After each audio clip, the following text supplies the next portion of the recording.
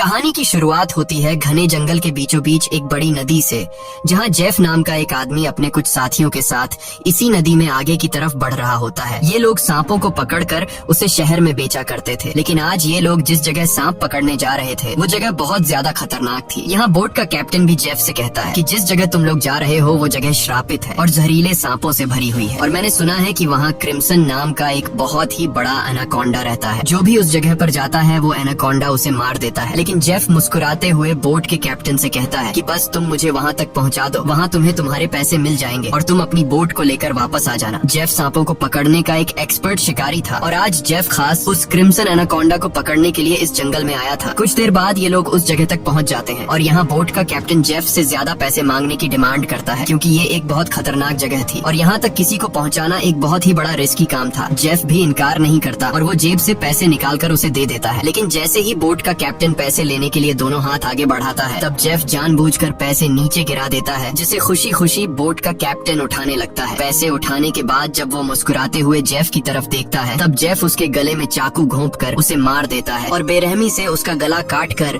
नदी के पानी में उसका सिर फेंक देता है। ये सब कुछ नदी के किनारे खड़े जेफ के साथी भी देख रहे थे। जेफ को ऐसा करते देखकर वो दोनों बहुत ज्यादा डर जाते हैं। इसके बाद जेफ अपने दो साथियों के पास आता है और उनसे कहता है कि अगर तुम दोनों ने भी मुझे धोखा देने की कोशिश की तो तुम्हारा भी यही हाल होगा। इसके बाद ये तीनों जंगल में आगे बढ़ते हुए एक जगह पर पहुंचते हैं, जहां उन्हें सांपों की एक बड़ी मूर्ति दिखाई देती है और ये देखते हुए जेफ कहता है तो आखिर क्रिम्सन एनाकोंडा की कहानी सच थी। दूसरी तरफ जेफ के साथियों को बहुत सारे सांप मिल जाते हैं, जिन्हें देखकर वो भी बहुत ज्यादा खुश हो जाते हैं। इसके बाद ये दोनों जल्दी से सभी सांपों को पकड़कर बैग में बंद करने लगते हैं, जबकि जेफ इन छोटे सांपों पर ध्यान नहीं देता और वो इस जंगल के सबसे बड़े सांप, जिसका नाम क्रिम्सन एनाकोंडा है, उसे ढूंढने लगता है। अब इन दो साथियों ने जो सांप कपड़ों के बैग में भर दिए थे, उन सांपों को अकेले एक साथी बोट तक लेकर आता है। वो देखता है कि जेफ ने जिस आदमी का गला काटकर पानी में फेंक दिया था, उसकी सर कटी लाश कुछ दूरी पर पानी में खड़ी है। ये देखकर उसे अपनी आंखों पर यकीन नहीं आया। तभी वो लाश अचानक पानी में डूब गई और तैरते हुए एक बड़ी सी चीज तेजी से उसकी तरफ बढ़ने लगी। वो आदमी डर के मारे तेजी से जंगल की तरफ भागने लगता है, लेकिन तभी बिजली की रफ्तार से एक बहुत ही बड़ा एनाकोंडा उसे जकड़ लेता है। वो एनाकोंडा उस आदमी की बॉडी पर लिपटकर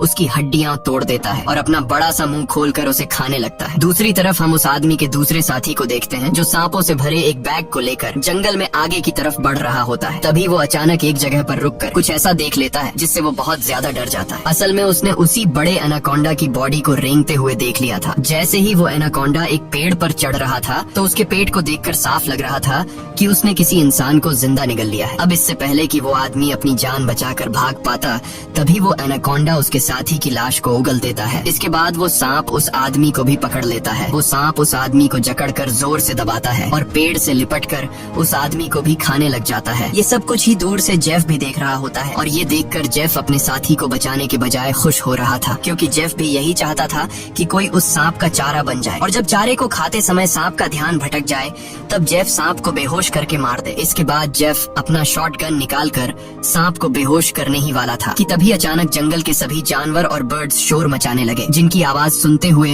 वो एनाकोंडा अपने शिकार को ऐसे ही छोड़कर चला जाता है। आखिर कुछ तो ऐसा था जिससे जंगल के सभी जानवर डर रहे थे। अब यहाँ सीन कट होता है और हमें एक सर्कस शो दिखाया जाता है। ये सर्कस अब बंद होने के कगार पर था। कोई भी इस सर्कस को देखने का इंटरेस्ट नहीं रखता था। यहाँ सर्कस के मालिक के पास बिली यांग नाम का एक लड़का आता है, जो सर्कस के मालिक को पैसों से भरा हुआ एक सूटकेस देकर सर्कस में काम करने वाले सभी लोगों को खरीद लेता है, क्योंकि उसने थाईलैंड जाकर एक नया सर्कस खोलने का प्लान बनाया हुआ था। सर्कस के लोग बिली यांग के पास इतने सारे पैसे देखकर परेशान हो जाते हैं, क्योंकि आज से कुछ साल पहले बिली यांग बहुत गरीब हुआ करता था। वो भी इन लोगों के साथ मिलकर सर्कस में काम किया करता था, लेकिन पता नहीं कि बिली यांग अब कौन सा ऐसा काम करने लगा जिससे वो रातों रात इतना अमीर हो गए। अगली सुबह बिली यांग बोट के जरिए सभी लोगों को थाईलैंड ले जाने का प्लान बनाता है। अब क्योंकि बिली यांग ने इन सभी लोगों को खरीद लिया था, इसलिए ये सभी उसकी बात मानकर बोट में बैठ जाते हैं और बोट का कैप्टन बोट को चलाने लगता है। रास्ते में बिली यांग बाथरूम में छिपकर किसी को कॉल करता है और कॉल पर वो सामने वाले से कहता है कि डिलीवरी तैयार है, जल्द ही मैं इन लोगों को लेकर तुम्हारे पास पहुंच जाऊंगा। बिली यांग की इन बातों से हमें पता चलता है कि वह बोट पर मौजूद लोगों के साथ कुछ गलत करने वाला है। कुछ दूर आगे जाने के बाद ये लोग देखते हैं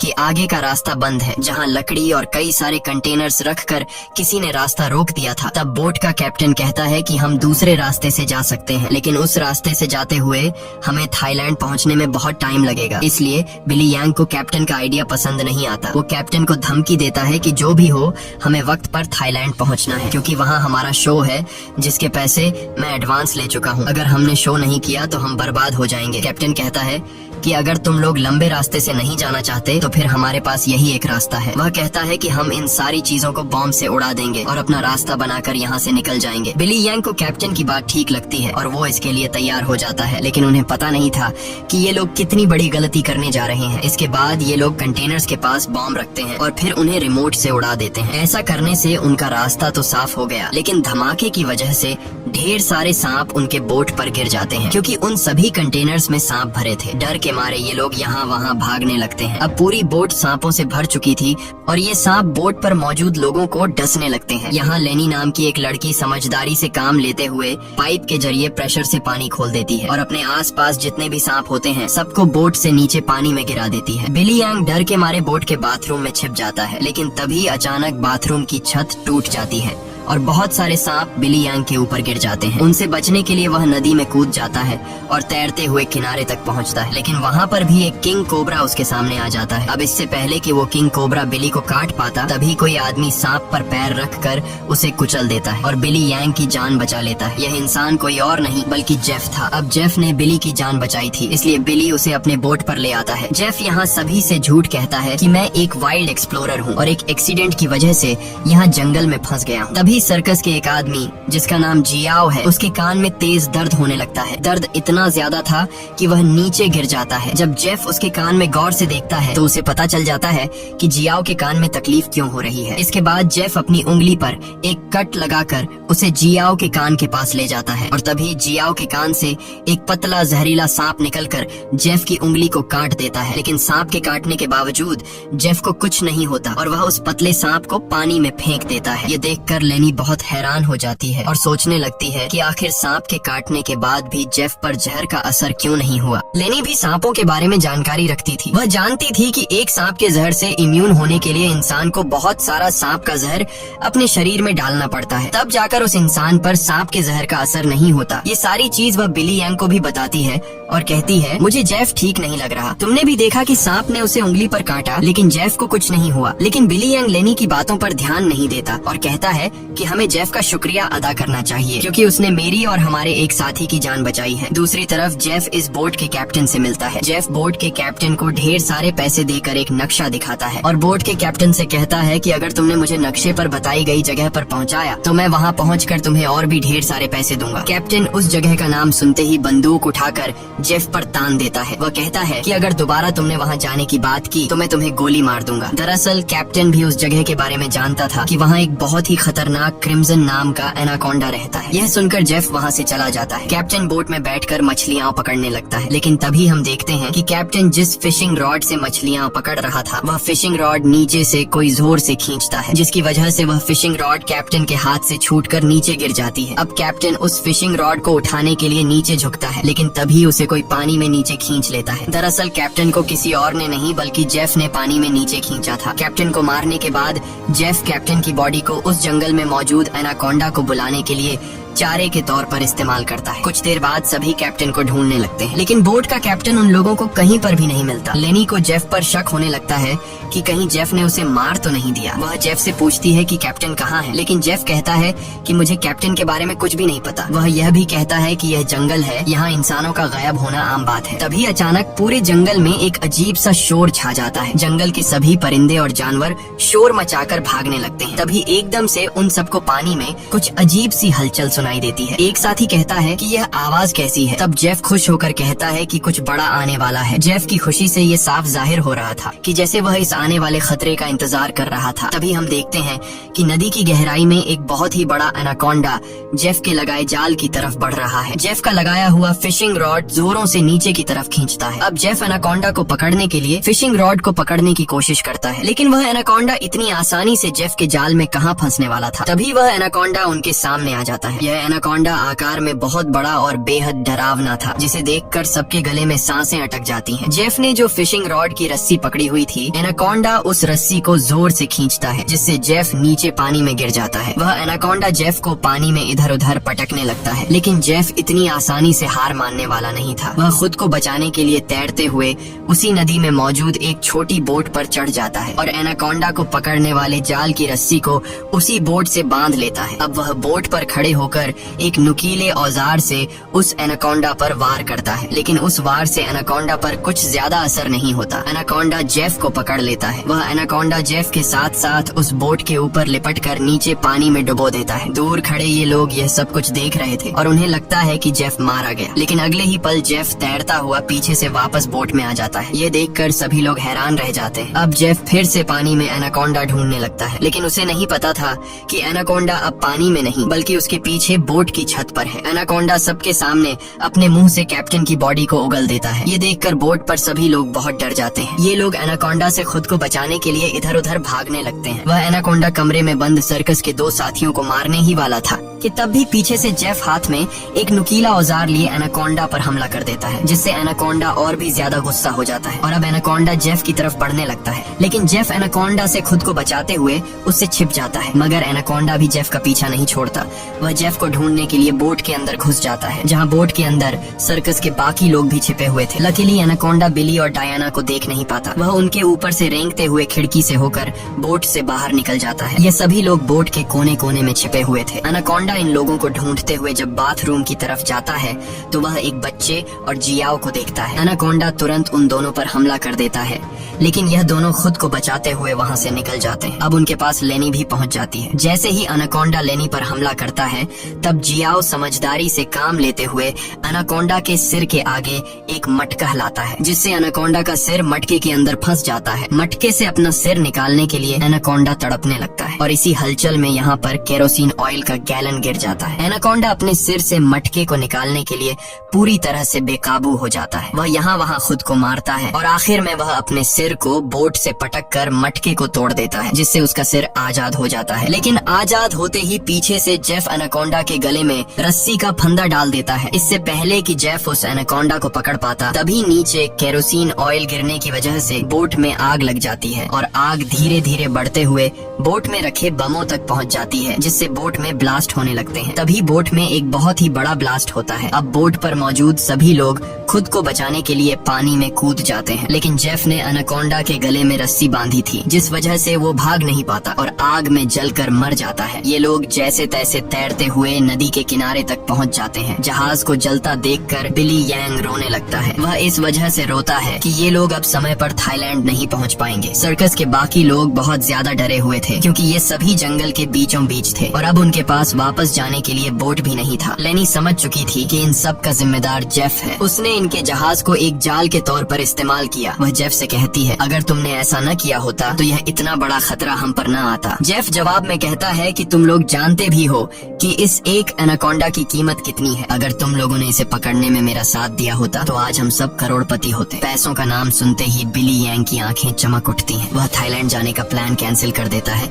और दौड़कर जेफ के पास आता है और कहता है, मैं तुम्हारे साथ हूँ। बताओ इस एनाकोंडा को पकड़ने के लिए हम क्या कर सकते हैं और हमें पैसे कैसे मिलेंगे। उसके बाद जेफ एक मैप निकालता है और उन्हें दिखाते हुए कहता है, अगर तुम लोग मेरी मदद करोगे तो इस मैप के जरिए मैं तुम्हें 1-2 दिन के अंदर थाईलैंड पहुंचा दूंगा। अब यहाँ बिली यांग और टीम के बाकी लोग जेफ के बोट तक जाने के लिए मान जाते हैं, लेकिन लेनी को जेफ पर बिल्कुल भी भरोसा नहीं था, इसलिए वह वहाँ जाने से इनकार कर देती है। तभी सर्कस टीम की एक लड़की की तबीयत अचानक खराब होने लगती है। जब बिली यांग उसके कंधे को देखता है तो उन्हें पता चलता है कि उस लड़की को एक बहुत ही खतरनाक मकड़ी ने काटा है, जिसके जहर से वो मर भी सकती थी। ये देखकर जेफ वहाँ पर मौजूद सभी लोगों से कहता है, मेरे पास एक ऐसी दवाई है जिससे उस लड़की का इलाज हो सकता है, लेकिन वह दवाई मेरे बोट में रखी गई है। अगर तुम इसका इलाज करना चाहते हो तो तुम्हें मुझे मेरी बोट तक पहुंचाना होगा। अब न चाहते हुए भी लेनी जेफ के साथ चलने को तैयार हो जाती है। कई घंटों के सफर के बाद जब एक साथी नदी का पानी पीने लगता है, तब जेफ उसे रोक देता है और जेफ सभी से कहता है, यहाँ का पानी कभी भी मत पियो। यहाँ के पानी में ऐसे कीड़े हैं जो पानी पीते समय इंसान के अंदर चले जाते हैं। इसके बाद वो कीड़े उस इंसान के अंदर ऐसी प्यास लगाते हैं कि वो पानी पीते पीते खुद को नदी में डुबाकर मार देता है। रास्ते में इन लोगों को भूख लग जाती है। तब जेफ पास के पत्थरों से एक सांप पकड़ता है और फिर ये लोग सांप का जहर निकाल कर उसे पकाते हैं और उसे खाकर गुजारा करते हैं। इसके बाद ये लोग फिर से अपना सफर जारी रखते हैं। कुछ देर बाद रात हो जाती है। रात को ये लोग पहाड़ के एक सुरंग में रुकते हैं जहाँ ये लोग आग जलाते हैं और जेफ साइड पर बैठा अपनी मैप पर बने हुए एनाकोंडा को देख रहा था। जेफ उस समय के बारे में सोचता है जब वो एनाकोंडा उसके सामने आया था। वो एनाकोंडा जेफ को मारने ही वाला था, लेकिन जेफ समझदारी से काम लेते हुए एक लकड़ी की बॉक्स में खुद को छुपा देता है। वो बॉक्स एक ढलान में रखी हुई थी, इसलिए जेफ बॉक्स को धक्का देकर रगड़ते हुए नीचे नदी तक पहुंच जाता है। अब जेफ इस बॉक्स से खुद को निकालने की कोशिश तो करता है, लेकिन बदकिस्मती से जेफ उस बॉक्स में हमेशा के लिए बंद हो गया और काफी समय तक जेफ उसी बॉक्स में फंसा रहा। इसके बाद ये लोग आते हैं। इन लोगों ने रास्ता खोलने के लिए डायनामाइट लगाकर कंटेनर तोड़ दिए, जिसमें से जेफ बाहर निकल गया और उनके साथ मिल गया। सीन फिर से प्रेजेंट में आता है जहाँ जेफ इस मैप को देख रहा था। तभी बिली यांग उसके पास आता है और कहता है, तुम उसी एनाकोंडा को पकड़ना चाहते हो ना? जेफ कहता है, हाँ, ये एक बहुत ही बड़ा एनाकोंडा है, एक ऐसा एनाकोंडा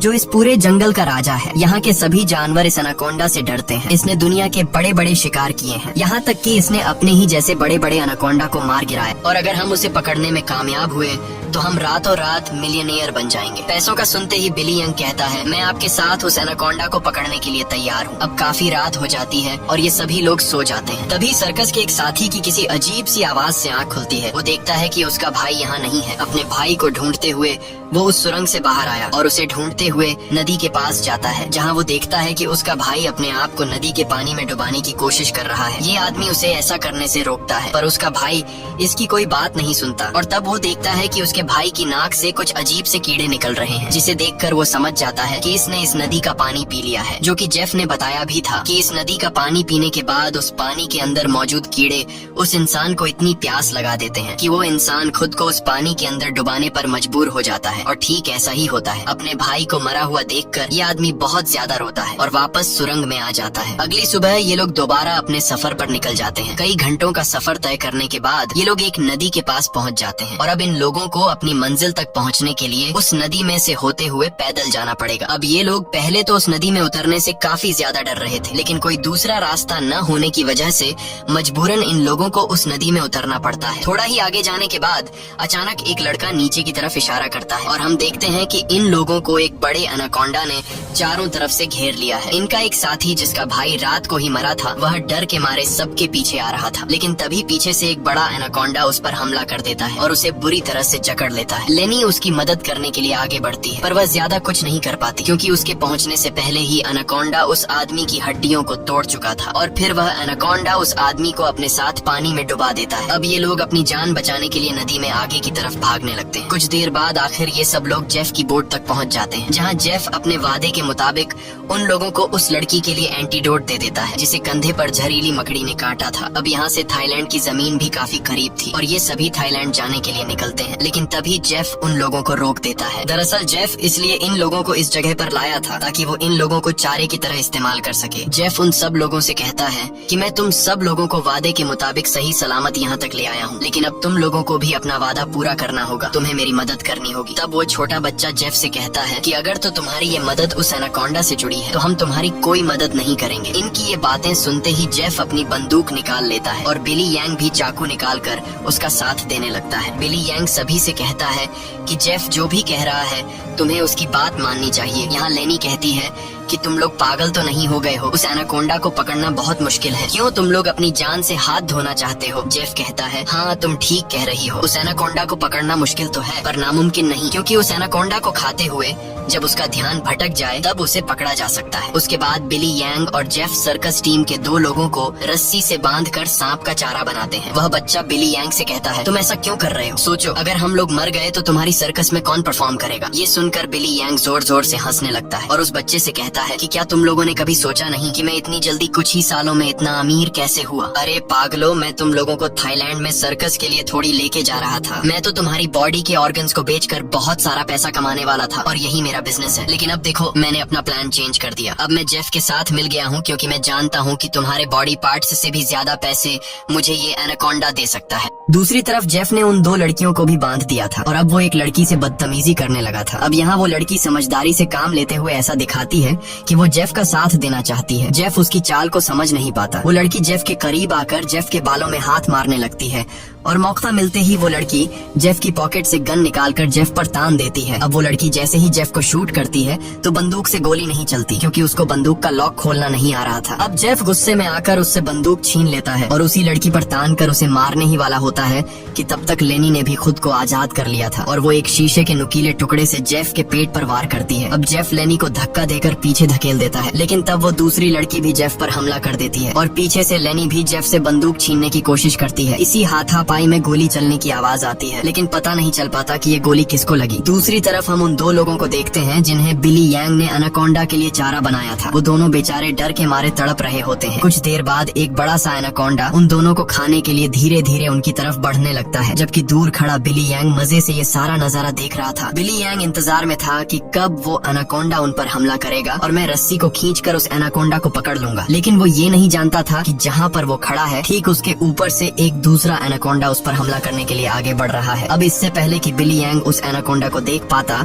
वो एनाकोंडा उसके काफी करीब पहुंच जाता है और वो एनाकोंडा बिली यांग पर हमला करके उसे अपने साथ उठाकर ले जाता है और तब बिली यांग के हाथ से रस्सी छूट जाती है, जिससे एनाकोंडा का चारा बने हुए दो लोगों को जाल कवर कर लेता है, जिससे उनकी जान बच जाती है। दूसरी तरफ जेफ उस लड़की को मारने की कोशिश करता है, लेकिन लेनी पीछे से आकर जेफ को एक बड़ी लकड़ी से सिर पर मारकर बेहोश कर देती है। जेफ के बेहोश होते ही ये दोनों भागते हुए अपने दो साथियों के पास पहुंच जाती हैं और उन्हें जाल से आजाद कर लेती हैं। लेकिन बदकिस्मती से जेफ को होश आ गया था और वो उनकी तरफ बढ़ने लगा, लेकिन तभी एक बड़ा सा एनाकोंडा आकर जेफ को ले जाता है। ये लोग अब जल्दी से यहाँ से निकलने की तैयारी करते हैं, लेकिन उनकी एक साथी चलने के लायक नहीं थी, क्योंकि जेफ और उन लड़कियों के बीच हाथापाई के दौरान जो गोली चली थी वो गोली उस लड़की को लगी थी। कुछ देर बाद वो लड़की उनकी नजरों के सामने दम तोड़ देती है। अब बचे हुए तीन लोग अपनी जान बचाने के लिए जेफ की बोट में बैठकर नदी से होते हुए यहाँ से निकलने लगते हैं, लेकिन तभी पीछे से जियाओ को कोई चीज लगती है। जब वो कंधे से उस चीज को उतार कर देखता है तो उसे पता चलता है कि ये एक बेहोशी वाला इंजेक्शन है। कुछ ही सेकंड बाद जियाओ बेहोश हो जाता है और जियाओ को बेहोश करने वाला कोई और नहीं बल्कि जेफ ही था, यानी उस एनाकोंडा के हमले से भी वो बच गया था और उसने एनाकोंडा का सिर काटकर उसे मार दिया था। अब जेफ उन तीनों को पकड़कर एनाकोंडा के चारे के लिए बांध देता है और उनके चारों तरफ तेज धार वाली लोहे की तार बांध देता है और साथ में वहाँ पर खून भी छिड़क देता है, जिसके बाद वो उनके जाल की रस्सी को पकड़कर यहाँ से कुछ दूर खड़ा हो जाता है। कुछ देर बाद कई सारे एनाकोंडास खून को सूंघते हुए उन तीनों की तरफ बढ़ने लगते हैं। ये तीनों बहुत ज्यादा डरे हुए होते हैं और उनको अपनी मौत आंखों के सामने नजर आ रही होती है। ये सभी एनाकोंडास उन तीनों को मारने के लिए उनके काफी करीब पहुंच जाते हैं, लेकिन तभी एक बार फिर से जंगल के सभी जानवर शोर मचाकर भागने लगते हैं और यहाँ पर मौजूद सभी एनाकोंडास भी किसी को देखकर एक एक करके भागने लगते हैं। लेकिन एक एनाकोंडा अभी भी उन तीनों को मारने के लिए रुका हुआ था, पर तभी वहाँ पर क्रिम्सन एनाकोंडा आ जाता है और वो उस अकेले रुके हुए सांप पर हमला करके उसे एक ही झटके में मार देता है। यहाँ हम उस क्रिम्सन एनाकोंडा को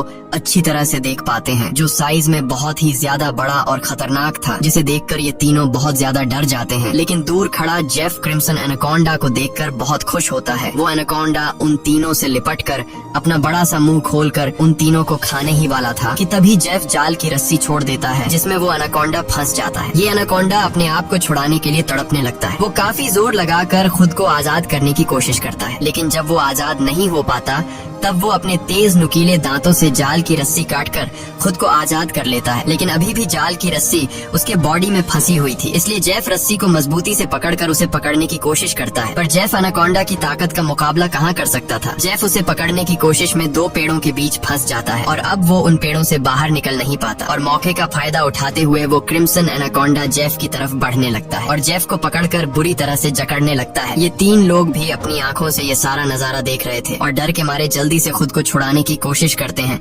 क्योंकि उन्हें पता था कि जेफ के बाद उनकी बारी है। ये लोग खुद को छुड़ाने का हर मुमकिन तरीका अपनाते हैं, लेकिन ये लोग उस जाल से निकल नहीं पाते। तभी वो छोटा लड़का अपने आप को बचाने के लिए अपने दांतों से जाल की रस्सी काटने में लग जाता है और काफी कोशिश के बाद वो रस्सी का कुछ हिस्सा काट लेता है। अब थोड़ी ही रस्सी बची थी, इसलिए वो अपने दांतों की पूरी ताकत लगाकर रस्सी को काटने लगता है, जिससे उसके दांतों से खून आने लगता है। यहाँ क्रिम्सन एनाकोंडा जेफ को बुरी तरह से जकड़ लेता है और वो जेफ को दबाकर उसकी हड्डियां तोड़ने लगता है। लगता है, जिसके बाद वो क्रिम्सन एनाकोंडा जेफ को भी जिंदा निगल लेता है। दूसरी तरफ वो बच्चा अपने दांतों से रस्सी तोड़ने में कामयाब हो जाता है और वो उन दोनों को भी आजाद कर लेता है और ये लोग नदी की तरफ भागने लगते हैं। लेकिन जेफ को मारने के बाद अब वो क्रिम्सन एनाकोंडा उनके पीछे पड़ जाता है। ये दोनों एक पेड़ के पीछे छिप जाते हैं, जबकि वो बच्चा एक लकड़ी के बॉक्स के अंदर खुद को छिपा लेता है। पर एनाकोंडा उसे देख लेता है और अब वो एनाकोंडा धीरे धीरे उस बच्चे की तरफ बढ़ने लगता है। बच्चा पूरा जोर लगाकर उस कंटेनर से बाहर निकलने की कोशिश करता है, लेकिन उस कंटेनर के दूसरी तरफ का दरवाजा बंद था। वो बच्चा चिल्लाकर उन दोनों से मदद के लिए पुकारता है और वो एनाकोंडा भी अब बच्चे के काफी करीब आ चुका था। अब इससे पहले कि एनाकोंडा उस बच्चे को मार पाता, तभी बाहर से जियाओ कंटेनर का दरवाजा तोड़कर उस बच्चे को बचा लेता है। अब ये तीनों फिर से अपनी जान बचाने के लिए एनाकोंडा से भागने लगते हैं, लेकिन ये पूरा जंगल उसी एनाकोंडा का था। इस जंगल में होते हुए ये लोग उससे बचकर नहीं जा सकते थे, इसलिए ये लोग एक पेड़ के पीछे छिप जाते हैं। पर तभी कुछ दूरी पर वो एनाकोंडा उन्हें देख लेता है। उन्हें देखते ही वो एनाकोंडा तेजी से उनकी तरफ आने लगता है। ये लोग खड़े होकर अपनी मौत का इंतजार करने लगते हैं, क्योंकि ये लोग जान चुके थे कि अब उनकी जान नहीं बच पाएगी। पर जैसे ही वो एनाकोंडा अपना बड़ा मुंह खोलकर उन पर हमला करता है, तभी एक मजबूत लोहे की नुकीली तार से उसका सिर बीच से कट जाता है। ये नुकीली तार असल में जेफ ने बिछाई थी, जिससे क्रिम्सन एनाकोंडा का खात्मा हो जाता है। ये लोग यकीन नहीं करते कि उनकी जान बच गई और ये लोग काफी देर तक उसकी बॉडी को देखते रहते हैं और फाइनली ये लोग जल्दी से उस जंगल को छोड़कर यहाँ से निकल जाते हैं। इसी के साथ ये कहानी खत्म हो जाती है। अगर आपको ये वीडियो अच्छी लगी हो तो हमारे चैनल को सब्सक्राइब और वीडियो को लाइक जरूर कीजिएगा।